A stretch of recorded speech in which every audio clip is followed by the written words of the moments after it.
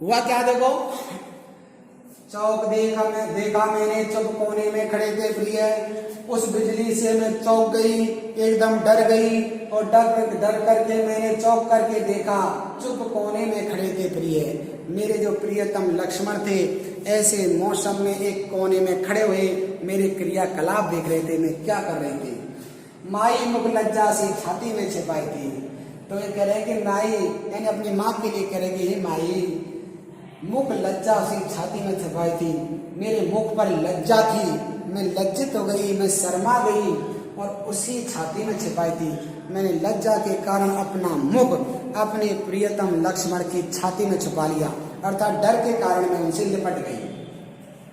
आगे क्या हुआ देखो, तम में तू भी कम नहीं जी जुगनू बड़भाग। जुगनू के लिए कह रही है तम में तू भी कम नहीं, तम माने अंधकार में, ये जुगनू तू भी कम नहीं है। ये जुगनू तू बड़ा भाग्यशाली है, बड़ भाग माने बड़ा भाग्यशाली है। भवन भवन में दीप है, ये जुगनू तू भवन भवनों में घूमता है, महल महलों में घूमता है, तो वहां तो तू दीपक के समान कार्य करता है। जा वन वन में आग, और जिस वन वन में तू जाता है, जिन वन में घूमता है उसमें जा, आग माने आग के समान लगता है। भवन भवन में दीप है, यानी हे जुगनू तू भी बड़ा भाग्यशाली है। भवनों में अंदर तू घूमता है तो दीपक के समान होता है, और जंगल में घूमता है तो ऐसा लगता है जैसे जंगल में आग।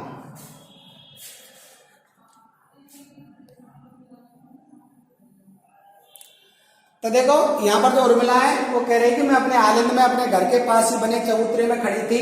एक रात की बात है, रिमझिम बूंदें पड़ रही थी, आकाश में घटा छाई हुई थी, और केत की फूल की जो गंध थी वो चारों ओर छाई हुई थी, चारों ओर गंध फैल रही थी, सुगंध आ रही थी, और झिल्ली झनकार रही थी जो उसके उर्मिला को बड़ी भा रही थी, बड़ी अच्छी लग रही थी। ऐसे ही झिल्ली की ही अनुकरण करने लगी यहाँ पर उर्मिला, जैसी आवाज उसकी आ रही थी वैसी आवाज अपने घुंघरुओं से निकालने लगी। और इतने में ही आकाश में उमड़ उमड़ करके बादल आए, बादलों में से बिजली चमकी, बिजली के कारण उर्मिला डर गई, और डर के कारण अपने प्रियतम लक्ष्मण की छाती से जाकर के लिपट गई, उसमें सिकुड़ गई लज्जा के कारण।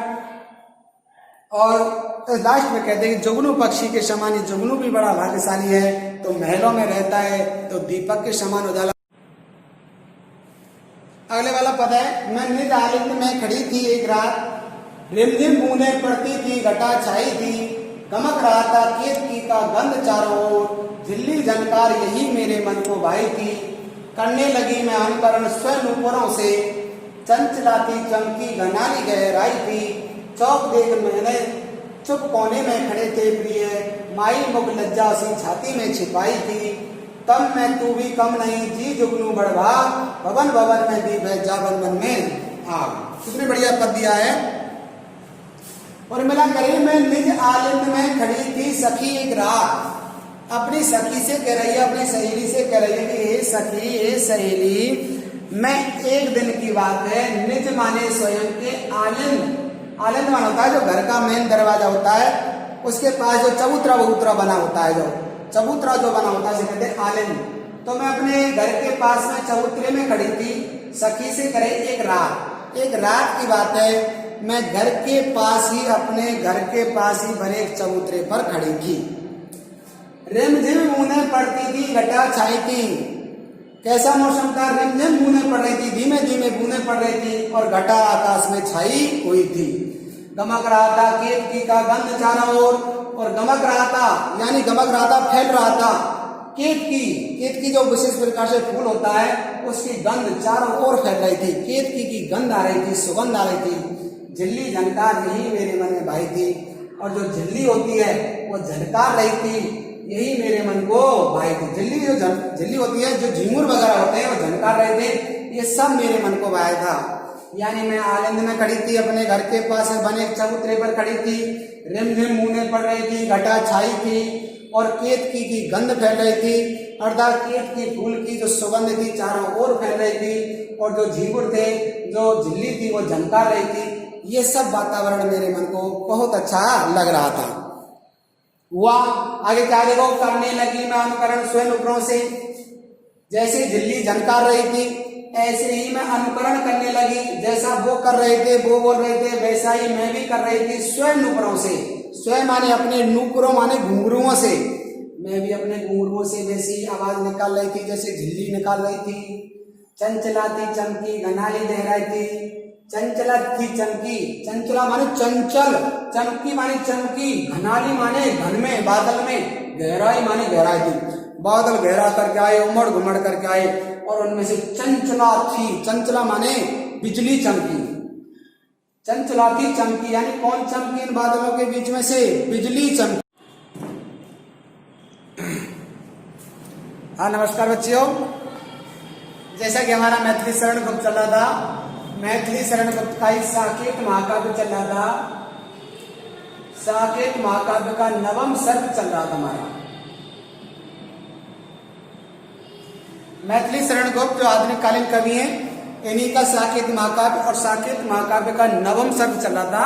नवम सर्ग में विरहावस्था से जो पीड़ित है उर्मिला, उस उर्मिला की विरहव्यथा का यहाँ पर क्या किया गया है? वर्णन किया गया है, क्योंकि उर्मिला के जो पति लक्ष्मण है वो वनवासी हो चुके हैं, वनवास में जीवन यापन कर रहे हैं, और उनके अनुपस्थिति में जो उर्मिला है वो महलों में रहकर ही वनवासियों जैसा जीवन यापन कर रही है। तो अनेक प्रकार से वो अपने आप को कष्ट में बना रही है, अनेक प्रकार से अपने जीवन को दुख में बना दिया है। उन्होंने उसी प्रकार अपना जीवन बना लिया है जिस प्रकार से उनके प्रियतम जंगल में रह करके, वन में रह करके दर दर की ठोकरें खा रहे हैं, वहां पर अनेक प्रकार की मुसीबतें भुगत रहे हैं, अनेक प्रकार के कष्ट भुगत रहे हैं। वैसा ही जीवन यहाँ उर्मिला महलों में रह करके व्यतीत कर रही है। वो सोच रही है कि क्यों ना, जब मेरे पति इतना कष्ट में जीवन जी रहे हैं, महलों से बाहर रह रहे हैं, घर से बाहर रह रहे हैं, जंगल में दर दर भटक रहे हैं, तो मैं भी महलों में रह करके ऐसा ही जीवन व्यतीत करूं जिससे कि मुझे भी मेरे प्रियतम की कुछ दुआएं लगे। निश्चित मैं उनकी अनुपस्थिति में यदि महलों की सारी सुख सुविधाओं का उपभोग करूंगी तो मुझे ईश्वर भी माफ करने वाला नहीं है। इसलिए प्रियतम की अनुपस्थिति में किस प्रकार से उर्मिला है अपने दिन व्यतीत कर रही है, किस प्रकार अपने आप को यहाँ पर कष्ट में बना रही है, इन सब का वर्णन यहाँ पर किया है। तो अगले वाला हम पद पढ़ेंगे। तो देखो पहला इसमें पद रखा है, दर्शो परशो घन वर्षो, सरसो जीर्ण शीर्ण जगत के तुम नव यौवन वर्षो, घुमड़ उठो आषाढ़ उमड़ कर पावन सावन वर्षो, भाद्र भद्र आश्विन के चित्रित हस्ति स्वाति घन वर्षो, सृष्टि दृष्टि के अंजन रंजन ताप विभंजन वर्षो, व्यग्र उदग्र जगत जननी के अई अग्र स्तन वर्षो, गत सुकाल के प्रत्यावर्तन हेस की नर्तन वर्षो, जड़ चेतन में बिजली वर्दो ओ उद्बोधन वर्षो, चिन्मय मने हमारे मृण में पुलगांकुर वन वर्षो, मंत्र पढ़ो छीटे दो जागे सोए जीवन वर्षो, घट पूरो त्रिभुवन मास रस कन कन छन छन वर्षो, आज भीगते ही घर पहुंचे जन जन के जन वर्षो। यानी जो उर्मिला है वो उर्मिला जो बारिश का महीना है, जो श्रावण भादवा का जो महीना है, श्रावण भादवा के महीने में जो बारिश होती है, किस प्रकार से फसल लहराती है, उस श्रावण भादवा के मास का जो महीना है उसका वर्णन यहाँ पर कर रही है, और उसी में अपनी विरहावस्था को भी प्रकट कर रही है। तो दर्शो परशो घन वर्षो, दर्शो माने दर्शन दो, उमड़ उमड़ करके आओ, हमें दर्शन दो, उमड़ उमड़ करके आ जाओ, चारों तरफ छा जाओ। परशो, परशो माने स्पर्श करो, परस माने स्पर्श, स्पर्श करो। घन वर्षो, स्पर्श किसका करो? धरती का। हे बादल तुम उमड़ उमड़ करके आओ, धरती का स्पर्श करो, अर्थात धरती पर वर्षो। घन बादल, वर्षो माने बरसात करो। हे बादल तुम उमड़ उमड़ करके धरती पर बरसात करो। घन वर्षो माने घन माने बादल, वर्षो माने वर्षीय, परस माने धरती पर स्पर्श करो, और दर्शो माने ऐसा हमें दर्शन दो, उमड़ उमड़ करके छा जाओ। सरसों जीर्ण शीर्ण जगत के तुम नव यौवन वर्षो, सरसों जीर्ण शीर्ण जगत के, सरसों माने रस, रस से युक्त, निश्चित ही बादल जो होता है रस से युक्त होता है, पानी उससे बरसता है, लोगों के दिलो दिमाग में खुशियां छाती है। तो सरसों माने रस से युक्त, जीर्ण शीर्ण जगत की तुम नवयौवन बरसो। जो जगत माने संसार, जगत माने जो संसार कैसा हो गया है, जीर्ण शीर्ण हो गया है, टूट फूट चुका है, थक चुका है, परेशान हो गया है, गर्मी से बेहाल हो गया है, उन सब में तुम जीर्ण शीर्ण में, उन थके हुए लोगों में, उन मायूस लोगों में तुम नवयौवन वर्षो। तुम नवयौवन का क्या करो, संचार करो, अर्थात उन्हें फिर से युवावस्था प्रदान करो। यानी जो लोग गर्मी से तंग आ गए हैं, बेहाल आ गए, बेहाल हो गए, उनमें तुम फिर से नया यौवन यानी फिर से युवावस्था उत्पन्न कर दो, अर्थात सबको फिर से प्रसन्न करो। ऐसे बादल तुम बरसो। घुमड़ उठो आषाढ़ उमड़ कर पावन सावन वर्षो। यानी घुमड़ उठो, उमड़ घुमड़ करके, आषाढ़ उमड़ कर, आषाढ़ के महीने में, श्रावण से पहले का जो महीना है आषाढ़ का महीना, तो उस आषाढ़ के महीने में उमड़ करके आओ, पावन सावन वर्षो, और सावन के महीने को पवित्र कर दो। ऐसी तुम बरसात करो। पावन माने पवित्र, सावन माने सावन का महीना। तो तुम आषाढ़ के महीने में उमड़ घुमड़ करके आओ, छा जाओ, और सावन के महीने में आकर के बरसात करो, अर्थात चारों तरफ हरा भरा बना दो, इस धरती को सस्य श्यामला बना दो। भाद्र भद्र अश्विन के चित्र धस्ती स्वातिगन वर्षो, और श्रावण के बाद का महीना आता है भादो, भादवा का महीना। तो भाद्र भद्र अश्विन के चित्रित हस्ती, और भादवा के महीने के बाद आता है अश्विन का महीना। तो अब चल रहा है अश्विन का महीना, क्वार का जो महीना होता है, तो अश्विन के चित्रित हस्ती, चित्रित माने चित्रित करने वाले, दिखाने वाले, हस्ती माने हाथी के समान, स्वाति घन वर्षो, और स्वाति नक्षत्र में वर्षो, अर्थात स्वाति नक्षत्र में जो चातक पक्षी है, जो स्वाति नक्षत्र की बूंद को ही ग्रहण करता है, जल पीता है, ऐसे घन की तुम बरसात करो, ऐसे पानी की बरसात करो। तो आषाढ़ के महीने में उमड़ करके आओ, भादवा के महीने में बरसात करो, अश्विन के उसमें सावन के महीने में बरसात करो, भादवा के महीने में बरसात करो, और अश्विन के महीने में तुम लहला दो। यानी चित्रित हस्ती हाथी के समान तुम चित्रित कर दो, अर्थात चारों तरफ हरा भरा बना दो। ऐसे स्वातिगन तुम्हें बरसना चाहिए।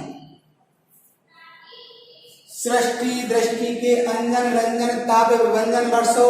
तुम सृष्टि माने संसार के, दृष्टि के अंजन, दृष्टि माने नजरों के, अर्थात आंख के, अंजन माने काजल के समान हो, रंजन माने रंजन करने वाले हो, मन मोहने वाले हो, प्रसन्न करने वाले हो। ताप विभंजन वर्षो, और ताप माने दुख कष्ट का, विभंजन माने नाश करने वाले हो, तुम्हें बरसना चाहिए। तो तुम संसार के रंजन हो, मनोरंजन करने वाले हो, सबको सहारा प्रदान करने वाले हो। जिस प्रकार से आंखों में काजल लगा करके आंखें सुंदर होती हैं, उसी प्रकार से ये संसार में जब बरसात होती है तो वो हरा भरा हो जाता है, उसका श्रृंगार हो जाता है भूमि का। ताप विभंजन वर्षो, और ताप माने जो कष्ट है, जो मुसीबतें, उनका विभंजन हो जाता है, नाश हो जाता है। ऐसे तुम्हें बरसात करनी चाहिए। आगे क्या करा देखो, व्याघ्र उदक जग्र जननी के अई अग्रस्तन वर्षो। व्याघ्र माने जो व्याकुल हो रहे हैं, बेचैन हो रहे हैं, उदग्र माने उद्वेगित हो गए, खामोशी दिल में छा गई है।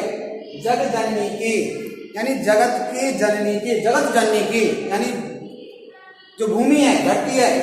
अई अग्रस्तन वर्षो, अई माने हे, अग्रस्तन वर्षो, तुम अग्रस्तन के समान हो, पयोधर के समान हो। यानी तुम अग्रस्तन यानी स्तनों के समान हो, जिसके माँ के स्तन से दूध निकलता है, इसी प्रकार से ये बादल हो, तुम अग्रस्तन के समान हो, और तुम में से क्या होती है, वर्षात होती है, तुम्हें बरसना चाहिए। तो तुम जो व्याग्र और बेचैन और उद्विग्न हो गए, तुम जगत की जननी हो, जगत के पालनहार हो, और तुम सब लोगों के रखवाले हो, इसलिए तुम्हें बरसना चाहिए। गत सुकाल के प्रत्यावर्तन ही शिखी नर्तन वर्षो। गत माने जो समय निकल गया, जो समय व्यतीत हो गया, वो सुकाल जो अच्छा काल था, जो अच्छा समय था, उसका प्रत्यावर्तन उसका फिर से लौटना हो, जैसा पहले बरसात की अब फिर से बरसात करो, फिर से लौट कर क्या हो, हे सिखी नर्तन वर्षो। ये माने हे सिखी नर्तन, सिखी माने होती है मोर, नर्तन माने नचाने वाले, वर्षों माने वर्षे। जब तुम बरसेंगे बादलों से वर्षा होगी तो निश्चित ही मोर नाचेंगे, मोर प्रसन्न होकर के नाचेंगे, इसलिए तुम्हें बरसना चाहिए। जड़ चेतन में बिजली बढ़ दो ओ उद्बोधन वर्षो। जो जड़ माने जो जड़ वस्तुएं जो निस्तेज हो गई हैं, जो चेतन माने सजीव है, जो निर्जीव है या सजीव है, सब में तुम बिजली भर दो। बिजली यानी स्पंदन, ताजगी, उनमें स्फूर्ति ला दो। ओ उद्बोधन वर्षो, ओ माने हो उद्बोधन, यानी तुम उद्बोधन करने वाले हो, तुम जगाने वाले हो, तुम सबको प्रसन्न करने वाले हो। अर्थात चाहे कोई सजीव हो या निर्जीव हो, सबका जीवन आगे बढ़ाने वाले हो, तुम्हें बरसना चाहिए। चिन्ह में बने हमारे मृग में पुल कांकुर बन वर्षो। चिन्ह में माने लंबे समय तक, चिन्ह में माने लंबे समय तक बने हमारे मृग में, बने माने बने, हमारे माने हमारे मृग में, मृग में माने मिट्टी से निर्मित, मृग माने मिट्टी, मैं माने बना हुआ, निर्मित तो मट्टी से बना हुआ है मृग में। पुल कांकुर वन वर्षो, और जो मिट्टी है उस मिट्टी में पुल कांकुर यानी पुलक करके, पुल कांकुर माने पुलक करके, अंकुर माने जो अंकुर है, जो उनमें छोटे छोटे जो अंकुर फूटेंगे, वन वर्षो यानी तुम जो वो बहुत लंबे समय तक बने रहेंगे। और जो मिट्टी है, जब बारिश होगी, बरसात होगी तो मिट्टी में क्या होंगे, अंकुर फूटेंगे, नए नए पौधों का विकास होगा, इसलिए तुम्हें बरसना चाहिए। मंत्र पढ़ो छींटे दो, जागे सोए जीवन बरसो। चाहे कोई मंत्र पढ़े छींटे दो, यानी एक प्रकार से जिस प्रकार से तुम छींटे दोगे, बाहर आएगी, बरसात आएगी, तुम्हारे छींटे पड़ेंगे, तो मंत्र पढ़ो, यानी ऐसे लगे जैसे मंत्र पढ़ रहे हो। जागे सोए जीवन बरसो, और जो लोग